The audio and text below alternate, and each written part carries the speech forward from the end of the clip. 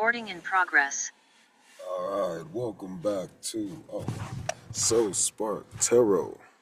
And I'm your host, Mr. Anu. And today we got ourselves a daily message. So we're going to get started with this. So it's funny, I was shuffling the cards, right? And all the cards are upright, you see. And then I'm like, man, swear I would have saw one that was, in reverse. And then guess what? All the way at the end, after that long story, I found the reversal.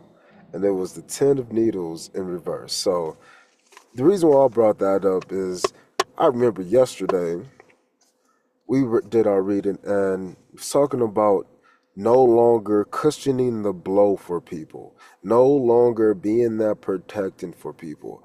The only person you're protecting are the different versions of you, the different parts of you, the parts of you who need that cushion.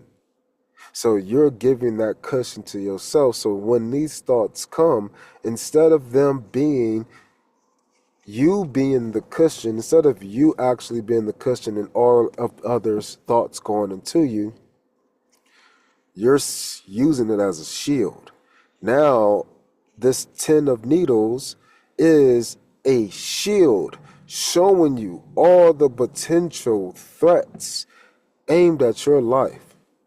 This way, we can see ourselves with a defensive aspect, but because this card is horizontally, it's also seen as an offensive aspect. You can cushion people's thoughts. You can cushion those things before they even get to you. And you can stop them before they even get started. You can make them stuck. You can stick these thoughts by already giving that grace. And so when you have that space to be able to cushion blow after blow after blow after blow, it's allowing you to really see how far you've grown. And so, again, to start the story off with the Four of Pentacles, I think that's pretty awesome because that's balance. You're balanced enough to where all parts of you can give. Even if it's just giving a little bit, all parts of you can give. Your fire, your earth, your air, and your water. All of those different aspects of you can give as one thing. And then you can change how you deliver it too. So you got a lot more versatility. You got versatility in your world, you know? And I think a lot of that comes from the simple fact that you've been versatile with yourself by allowing yourself to no longer be this cushion. You're not letting people do any of these things, like tell you what you are, like tell you what you're not, like tell you what is good, tell you what isn't good. It's either it's good for you or not. But this cushion is not me. I'm not the cushion. It is a tool. So you will no longer have me stuck with all of these thoughts in my head. Nope, nope, nope. You can let them go, and then you can defend yourself from any in of the future. So I thought that was a pretty cool little message that came out. So those of you who are in the hangman position, your job now is to use those thoughts, those attacks from others and yourself, those needles in that pin cushion, and you need to pull them out. Don't be the cushion for anybody else. In other words, don't be soft. That's it. Don't be soft, but then you can have styrofoam cushions. So again, don't be brittle. It's all about trying to put it into the context that fits for you.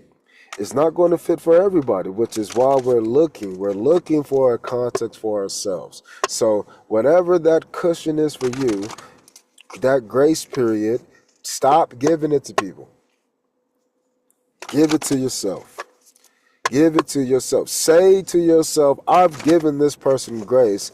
Let me give myself some grace. Let me be my own pincushion.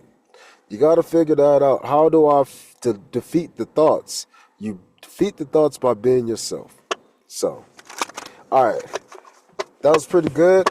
Let's see our one card pull. We're going to pull one card to go along, hopefully, with that channel message or not. if you're here for the card readings, you're here for the card readings. But if you're here for the spiritual messages, then I've dropped Soul Spark Radio. I'm just going to start the next season like this, season 4. So Soul Spark Radio season 4, episode number 1 just came out, which is just Spiritual Yap number 12. But we're calling it number 1 now because it started something new. Just like when I have 12 inches, I can say 12 inches or I can say 1 foot. So now we're changing up. We're changing up how we're perceiving things. Just like we're changing how we're perceiving ourselves as that pincushion. We're no longer being that pincushion for others. We're being that pincushion for ourselves. And then we're knowing that that pincushion is just a tool and it's helping us actually protect ourselves and it's helping us on the offensive. Protect others. So guess what? The Shield, man. There's an anime called The Shield Hero. You should watch that if you're into animes. And if you are into animes, that is a really good depiction about like the empathetic person in life. Oh man, it sucks some parts, but then other parts is just like, yeah. And then you start to understand like differences between semantics and words and why people do certain things. You the undercover, what I mean by undercover is, it's the angels who dabble into the darkness and it's the devils who dabble into the light, So it's little things like that. Those little changes create such big, drastic differences going from being the pincushion to using it as a tool that completely changes the game. So just looking at the small differences will help you really, really establish these changes. All right. What is our overall message for the day?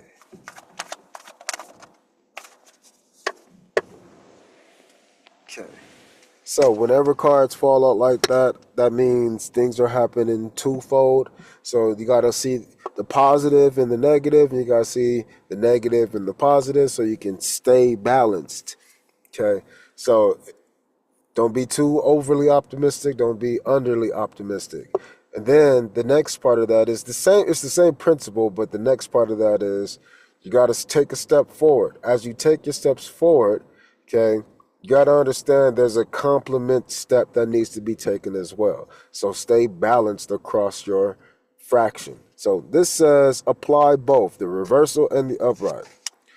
Put yourself together. So find reasons to put yourself together and continue on those reasons of putting yourself together. This is the Eight of Needles. So the Eight of Swords normally is the card of feeling stuck by your own doing.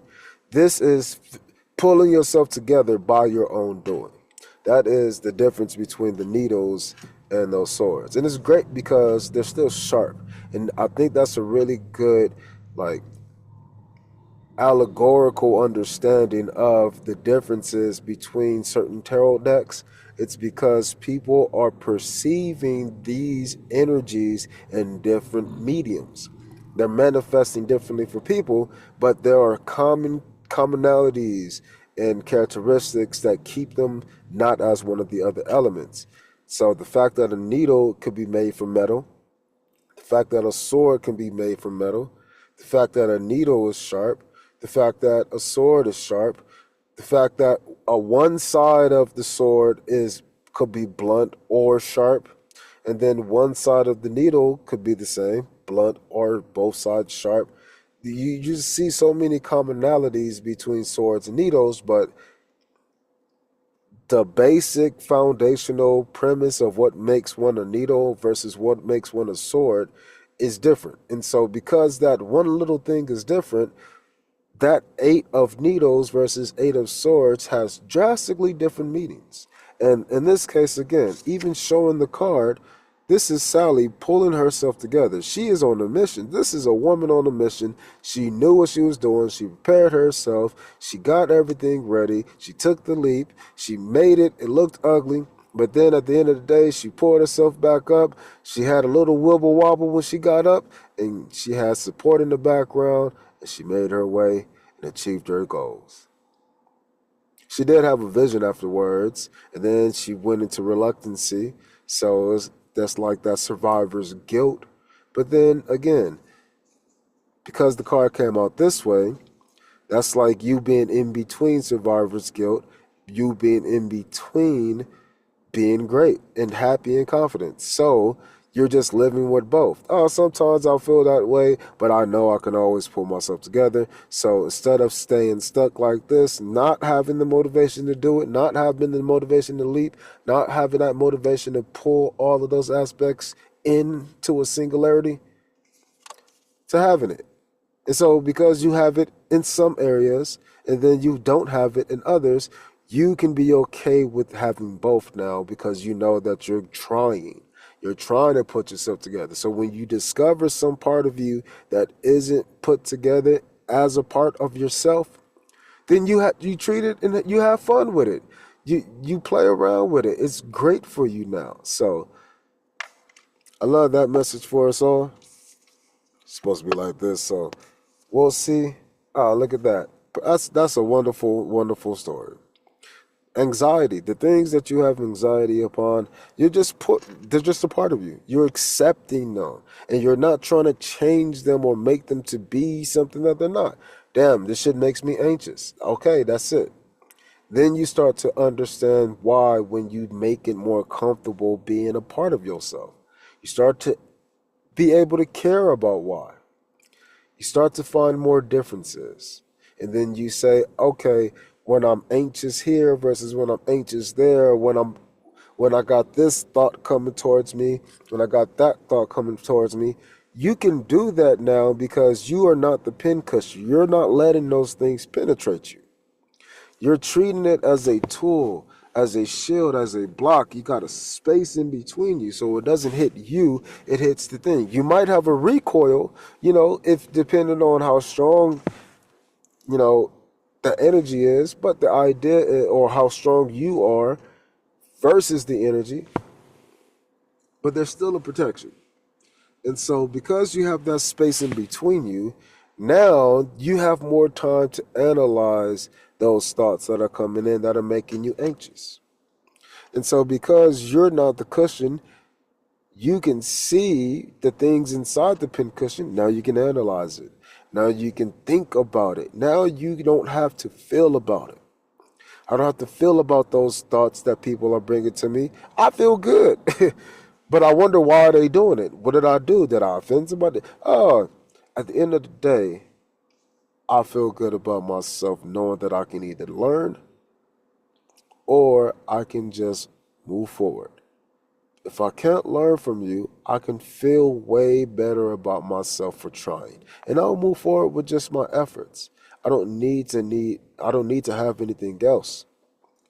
So as you're moving forward in your lives, as you're making these changes, as you're taking these leaps, as you're doing everything that you need to do to curb your own anxieties of your world, to live a life to where you feel complete, to live a life in this world where you feel whole, is to understand that things are just going to rip you apart, but you have the strength, you have the knowledge, you have the ability, you got the energy, you got the efforts to be able to actually pull yourself in the opposite direction.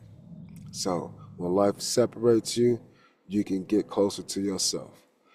When you separate from yourself, the world will make you get closer to yourself. If you treat yourself as the opportunistic person we know you are to be, you'll always have love and opportunity. So, all right. I appreciate y'all. We'll get some more details at another time. And